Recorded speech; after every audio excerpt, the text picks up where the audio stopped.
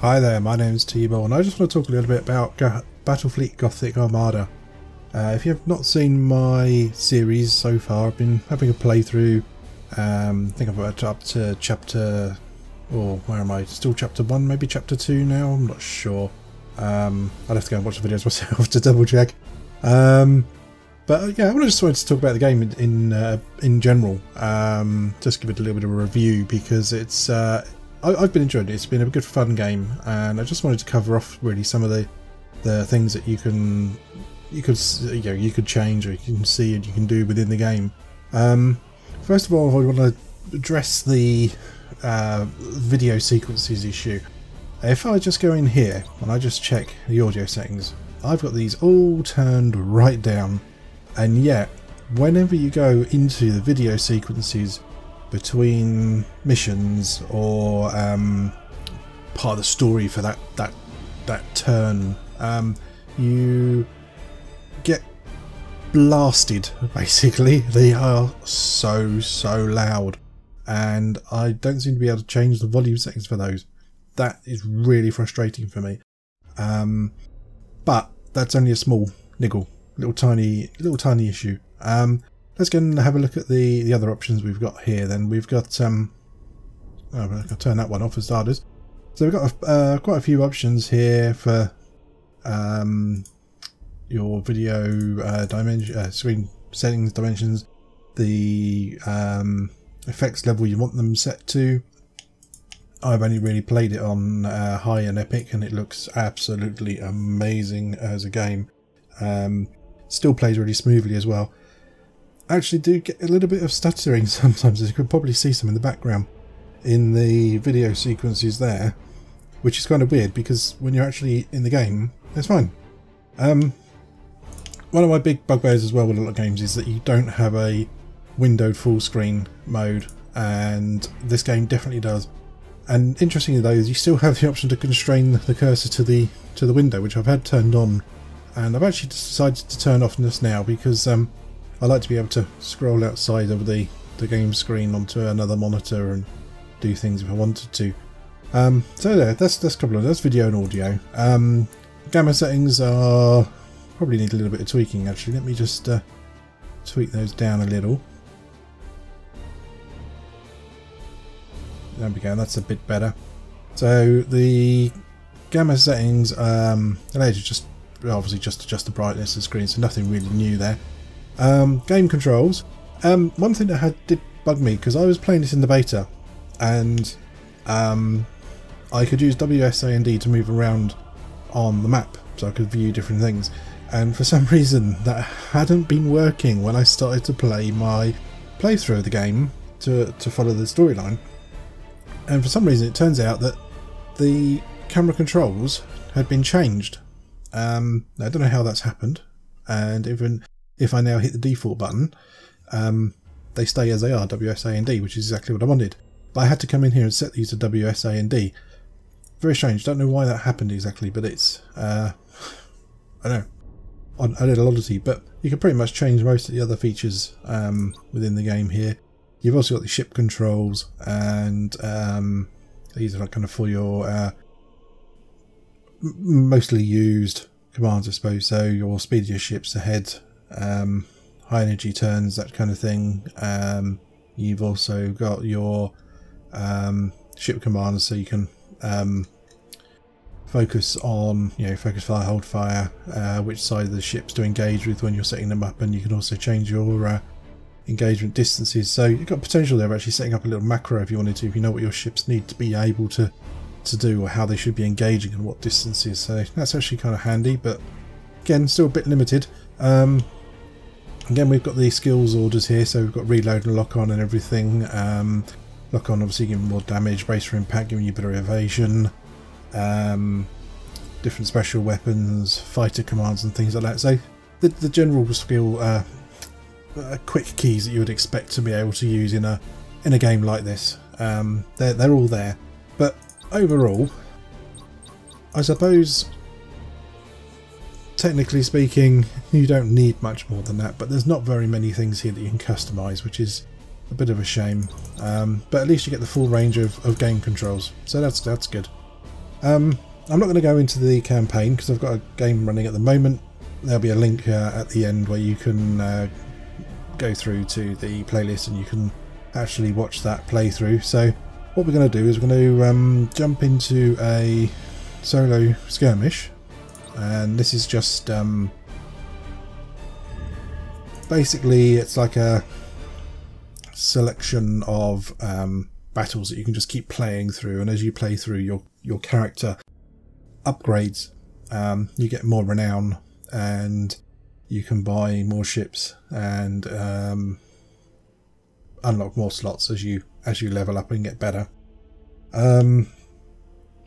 I was messing around skirmish the other day and I got brutally murdered and I've lost 3 ships. They're not going to come back until another turn.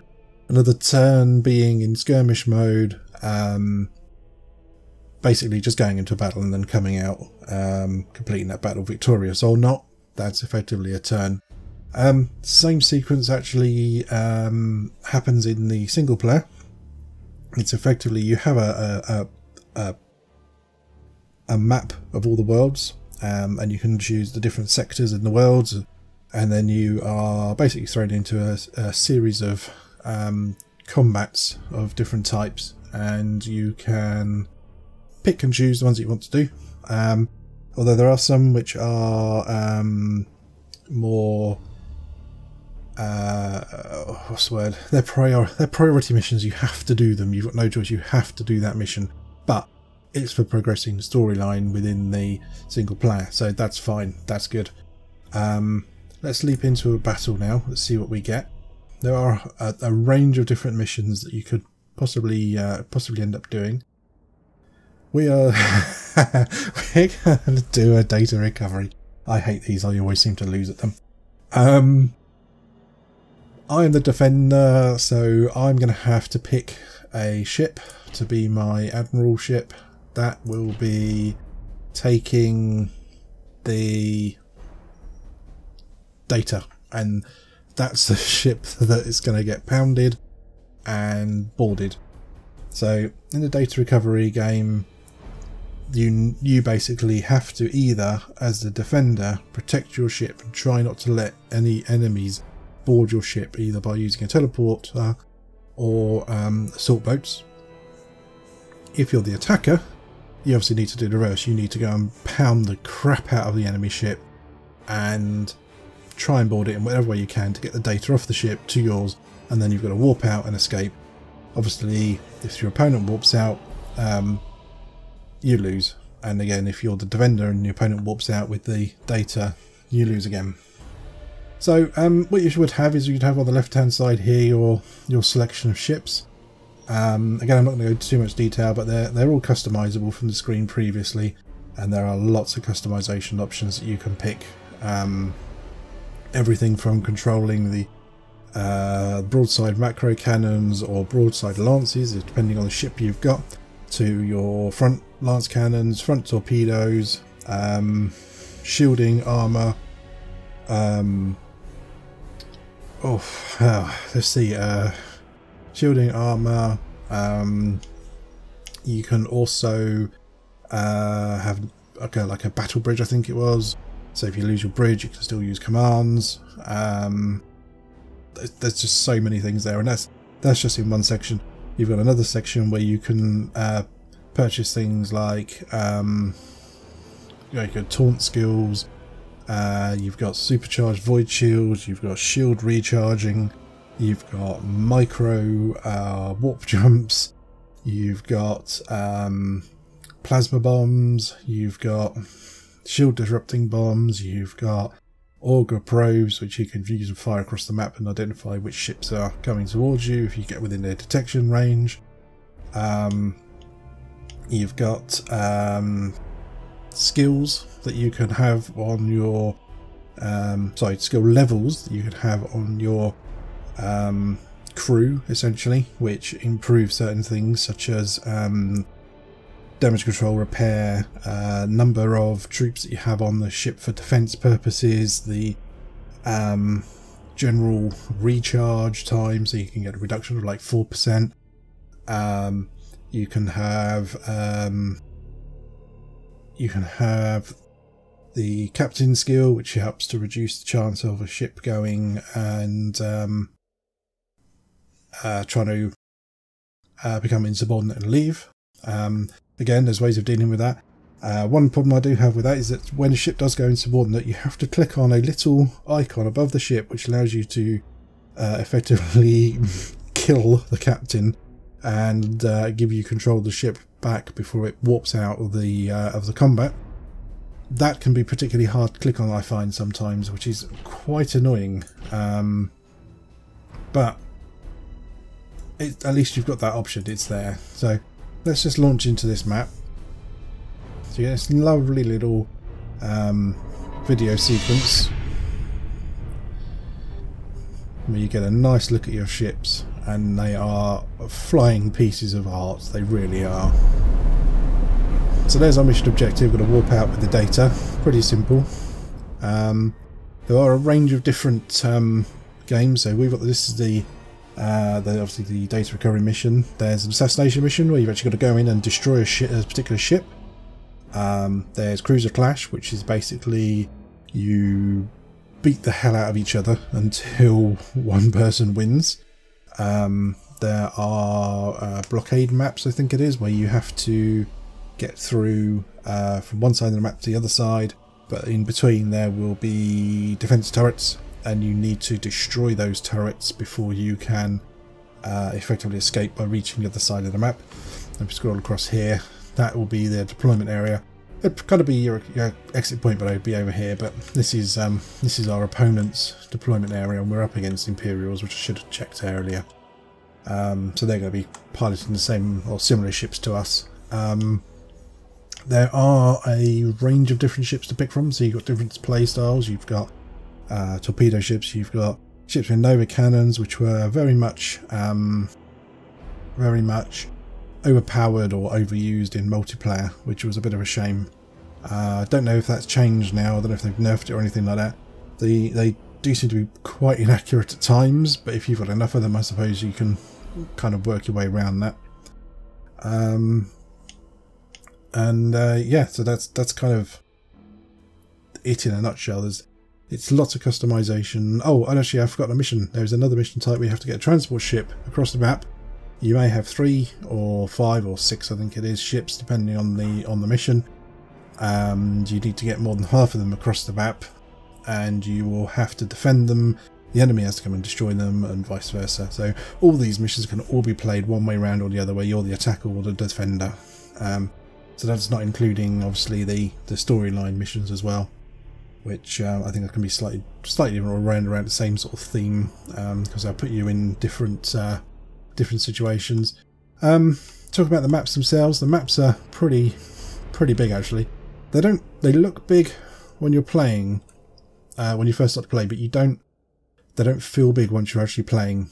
Although the game kind of should feel like the big old naval ships, and with the battles and broadsiding and quite slow going.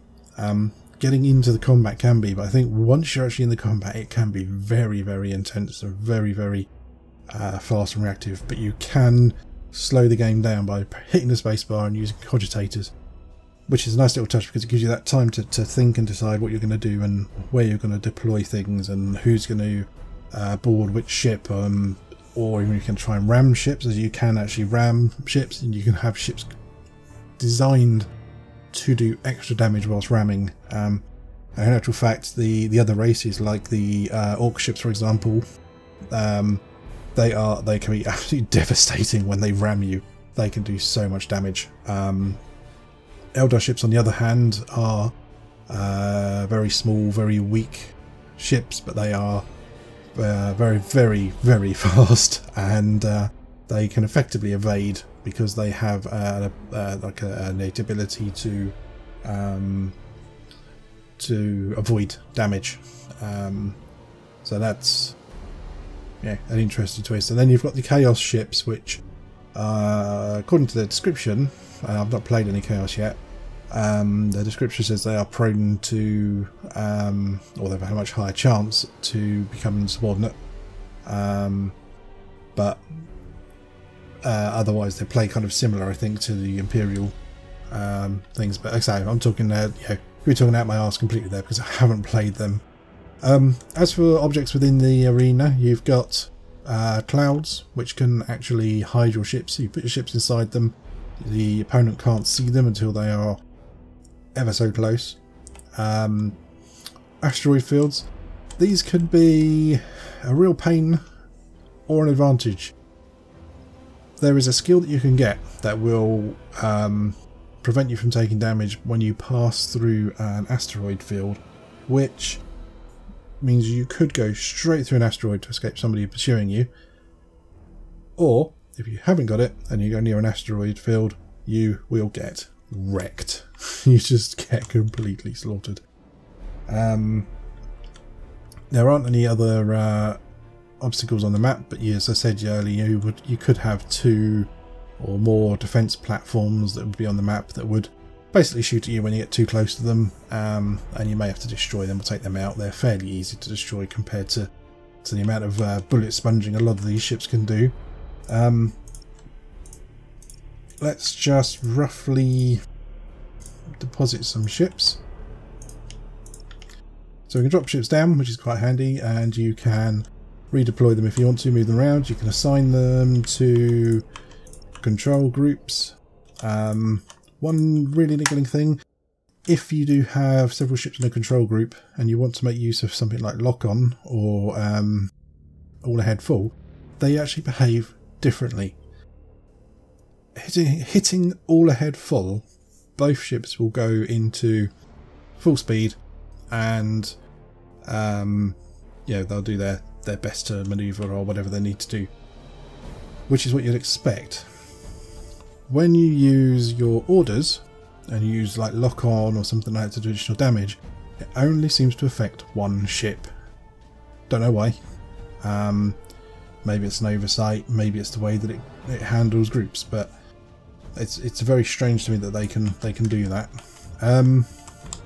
Again, as I said earlier, each ship has different skills and abilities. So this one has torpedoes and lance batteries. So that is basically a broadside ship. So we need to make sure that it's set to engage on the broadsides, and it's got a range of 9,000. So I can actually up this to a range of 9,000, and the ship will try to keep at that range and will try to keep its broadsides faced towards an enemy that it's attacking. You can pick which side you want it to attack, so you've got plenty of customization options there. If I change to another ship, this one has a Nova Cannon, which is an extremely long range weapon, but very, very inaccurate. The secondary weapons, I suppose you call it, is that was kind of the primary weapon. It gives you broadsides and that gives you macro batteries, which is kind of standard fare for most ships. Let's see if I've got a ship with a prow. That's got the torpedoes, and that's basically as it is. There we go. So this one's got a heavy prow lance. So these things have got quite a good range, about on par with the macro cannons. They do a lot of damage, but they are only limited to that small 90-degree front fire arc. But we can set the ship to use that front fire arc only, and it will try and keep its nose pointed towards the enemy, and will try to use its lance cannon when it can, rather than its broadsides. But having said that, if a ship does pull up alongside or comes into range of those broadsides, it will use those as well against that ship. So that is quite handy. Then you get these little guys. There's a whole bunch of these you can pick from. There's about 4, I think it is. And they are basically just fillers. They give you, there's like a few points that you can spend to bolster up your team to bring you within the point cap for this mission. And that's it. That's everything really. We'll start up. We've already been identified and we've got a explosion. Okay, so let me... At your command. Nova Cannon. Let's move you slightly across. We will torpedoes away. Your orders. And we shall torpedoes away with you. Auger probe away. He sent an auger probe over to me. Yes, Admiral. So he's going to be able to identify my ships. I don't know why I'm ploughing towards him. Command. Because all they're going to do is just steal the sighted. data. Target locked in. Yeah, so that's it really. I can't think I'll say much more about the game. It's a very good fun game. The battles are very short, some lasting 3 or 4 minutes, and Activating tactical cogitators. there's activating the cogitators there to just slow everything down. Yeah, so the mission's going to be very short. I mean, this one's a time mission, so this has got 2 minutes left to go on the mission already. We've only just started.